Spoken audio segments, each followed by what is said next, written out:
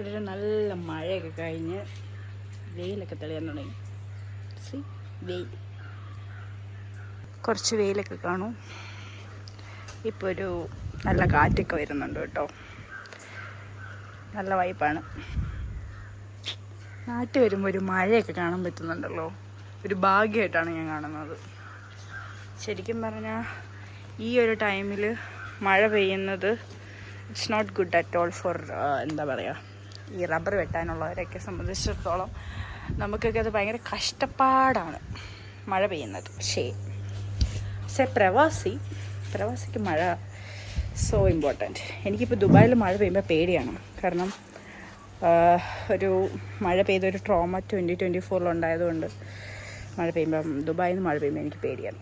പക്ഷെ ഇവിടെ വന്നിട്ട് ഇങ്ങനെ ഒരു മഴയൊക്കെ കണ്ടിട്ട് നമ്മുടെ വീടിൻ്റെ ഇങ്ങനെ ബാക്ക് സൈഡിൽ ഇങ്ങനെ ഇരിക്കുമ്പോൾ ഒരു സുഖം.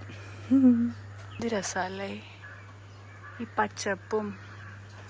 കണ്ടോ, എൻ്റെ വീട്ടിലെ പ്ലാവിൽ ചക്ക പിടിച്ചിട്ടുണ്ട്. ഇവന്മാരൊക്കെ റെഡിയായി വരുന്നേക്കും ഏപ്രിൽ മെയ് ഒക്കെ ആവും. വന്നിട്ട് ഇതുവരെ പുഴയിൽ പോയിട്ടില്ല. പുഴയിലൊക്കെ ഒന്ന് പോയിട്ട് വരാവേ. പക്ഷെ വന്നിട്ട് എനിക്ക് പുഴയുടെ അങ്ങോട്ട് ഇറങ്ങാൻ ഒരു സമയം കിട്ടിയില്ല. വന്ന് അന്ന് തൊട്ട് ഓട്ടമാണ്. പക്ഷെ ഇന്നിപ്പം കുറച്ച് ഫ്രീ ആയ ടൈമൊക്കെ ഉണ്ട്.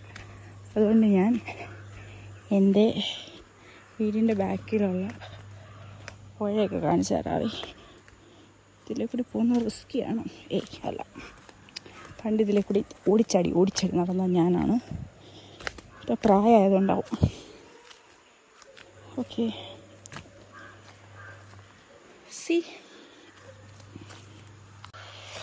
ഇതാണ് ഞങ്ങളുടെ ബ്യൂട്ടിഫുൾ പുഴ.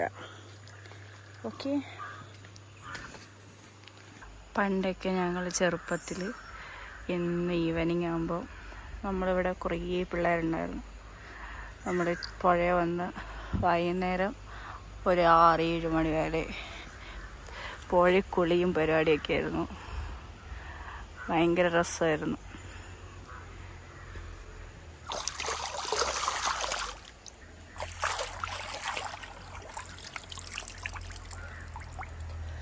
നല്ല തണുപ്പുണ്ട്. ശരിക്കും ഞാൻ ഈ പുഴയുടെ വീഡിയോസും ഫോട്ടോസൊക്കെ എൻ്റെ ഫ്രണ്ട്സിനെയൊക്കെ കാണിച്ച് ഞാൻ കോളേജിൽ പഠിക്കുമ്പോൾ അവർക്കൊക്കെ ഭയങ്കര ഇഷ്ടമായിട്ട് എൻ്റെ ഒരുപാട് ഫ്രണ്ട്സൊക്കെ ഇവിടെ വന്നിട്ടുണ്ട്. എന്നെ കാട്ടുവാസി എന്നൊക്കെ വിളിക്കുമെങ്കിലും ഇവിടെ വരാൻ അവർക്ക് ഭയങ്കര ഇഷ്ടമായിരുന്നു.